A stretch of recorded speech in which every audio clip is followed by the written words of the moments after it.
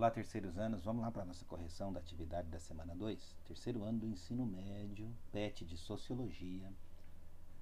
Bora lá então.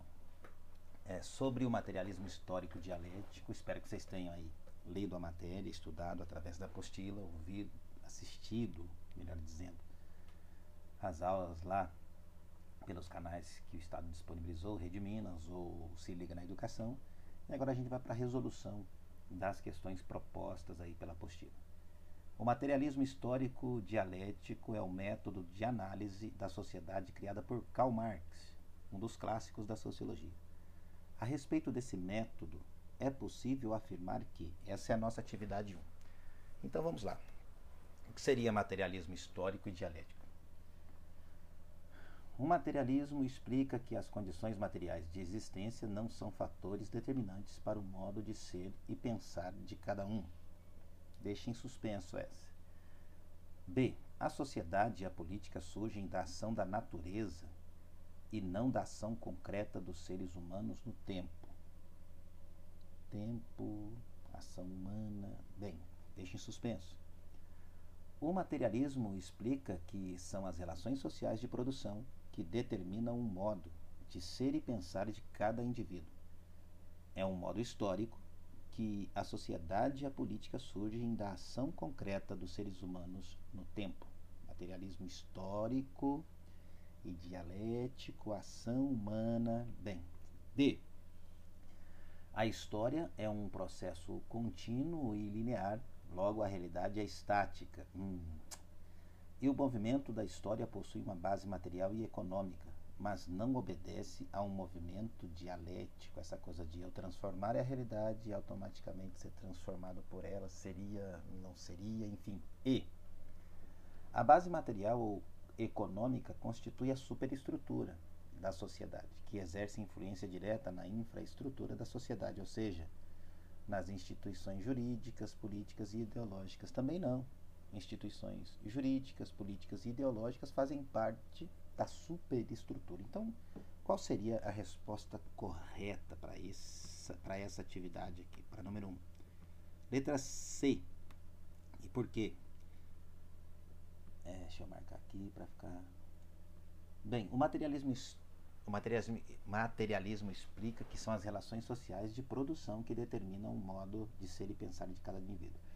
E essa teoria está embasada lá na teoria da luta de classes que Marx traz para tentar explicar as condições materiais dentro das sociedades capitalistas, onde de um lado eu tenho os donos dos meios de produção e de outro eu tenho aqueles que têm somente a força de trabalho para ser vendida.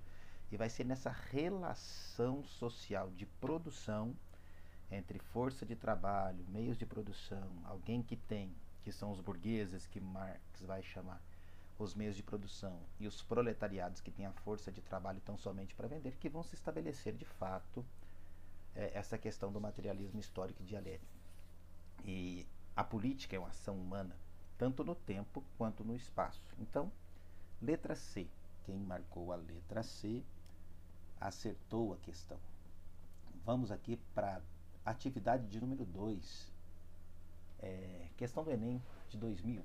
Um operário desenrola o arame, o outro endireita, um terceiro corta, um quarto afia nas pontas para a colocação da cabeça do alfinete. Para fazer a cabeça do alfinete, requerem-se 3 ou 4 operários diferentes. Olha, há uma diversificação da mão de obra, né? Várias pessoas aí em vários setores distintos para se produzir um alfinete. Vamos para a charge, que está falando aí um dos operários. Diz aí: vou me aposentar amanhã. E sabe o que vou fazer? Andar até o fim desta linha de montagem e descobrir o que estou fazendo há 30 anos. Nós vemos aqui um conceito implícito nessa fala, que é o de alienação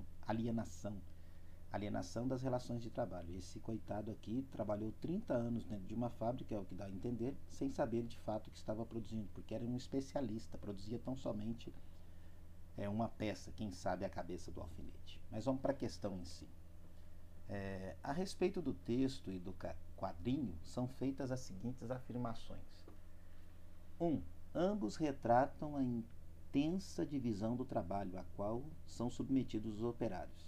Sim, Nós vimos que despendeu aí de vários operários para se produzir o tal do alfinete.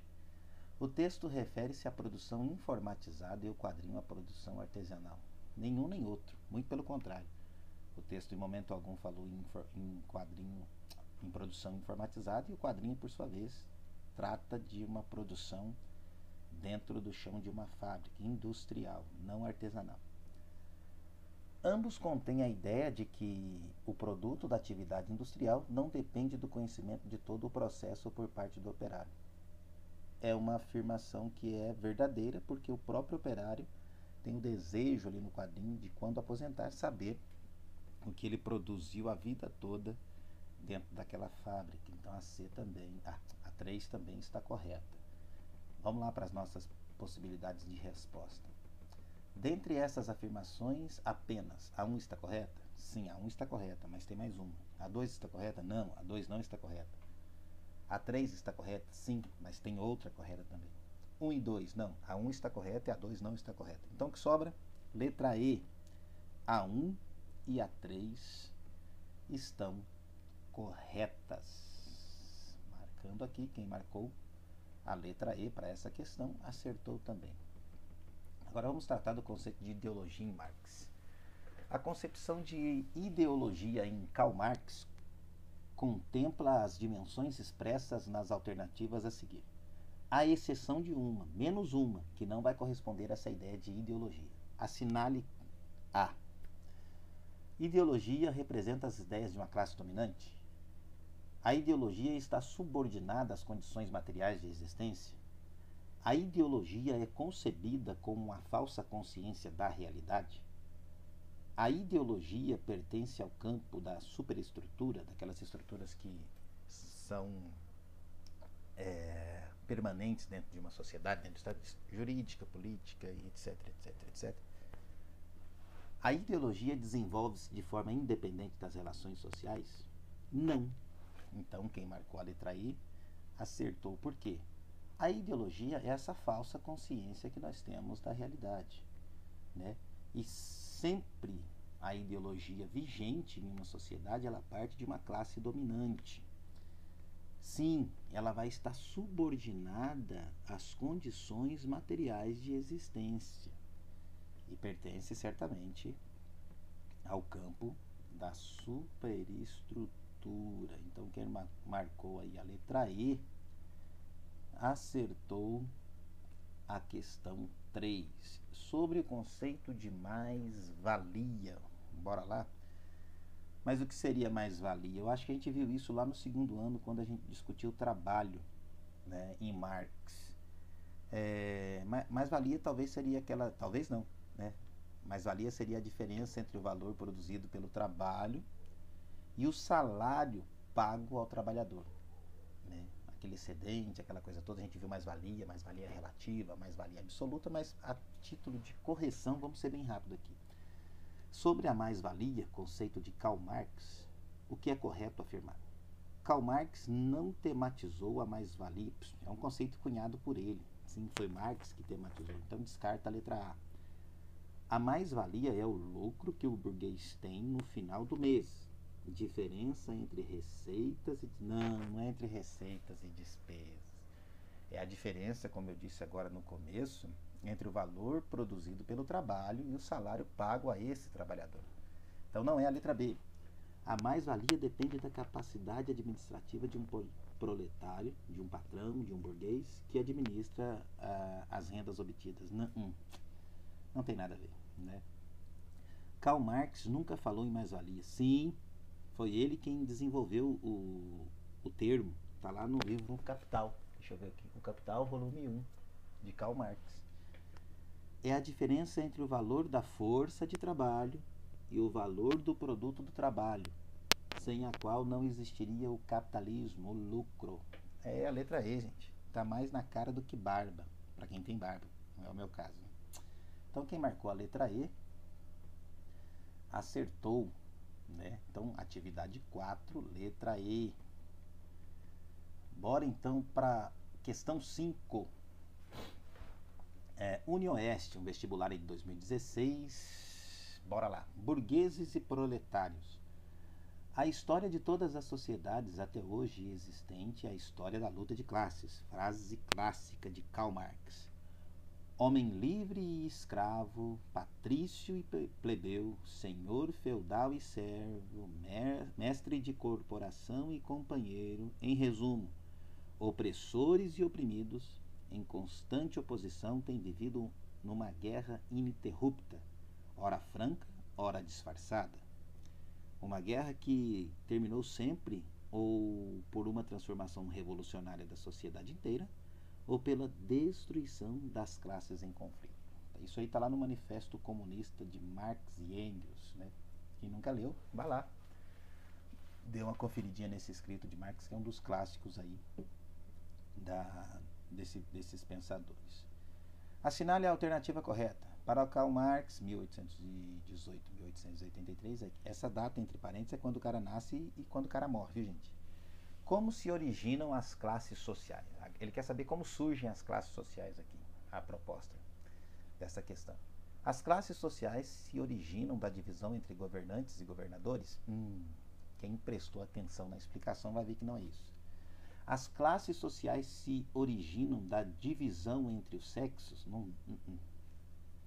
As classes sociais se originam da divisão entre as gerações? Não é um conflito geracional. Parece que Marx não trata dessa questão, e nem um conflito de gênero, muito menos um conflito político. Mas vamos lá. Letra D. As classes sociais se originam da divisão do trabalho. Em letra E, as classes sociais se originam da divisão das raças. Em uma das questões anteriores eu disse que está na base da sociedade capitalistas são as lutas de classes, a divisão social do trabalho, onde de um lado nós temos os proletariados e de outro nós temos aqueles que são os proprietários, que são chamados de burgueses. Um detém a força de trabalho e o outro detém os meios de produção. Então é nesse conflito, nesse embate, que para Marx vão surgir as classes sociais, na divisão social ou na divisão do trabalho, na divisão social do trabalho. Bem, assim nós findamos a correção da segunda semana, da atividade da segunda semana do terceiro ano do ensino médio. Espero que vocês façam a correção e acompanhem aí a explicação. Um abraço e até a semana que vem.